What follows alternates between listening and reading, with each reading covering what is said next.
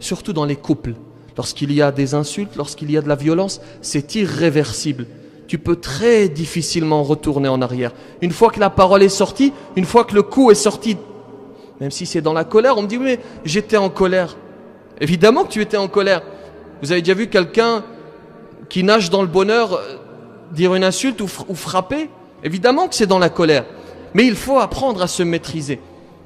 Regardez cet enfant qui se met très souvent en colère.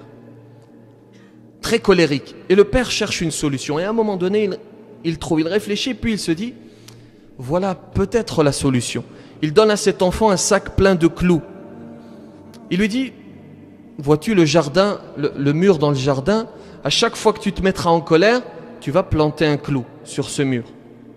Et effectivement, c'est ce qu'il va faire. À chaque fois qu'il se met en colère, il va dans le jardin et il plante un clou. Et à un moment donné, il constate physiquement le nombre.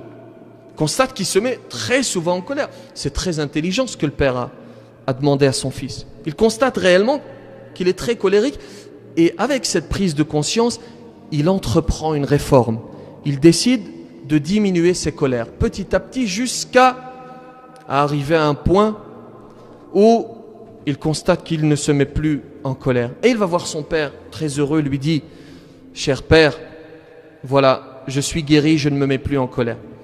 Le père est heureux. Et il lui dit alors, dans ce cas, va retirer tous les clous. Et effectivement, il repart dans le jardin, et puis il retire les clous, un à un. Il se représente devant son père, plutôt son père le rejoint dans le jardin. Il lui dit, regarde, c'est très bien, tu as retiré les clous, mais observe ce mur. Il manque quelque chose.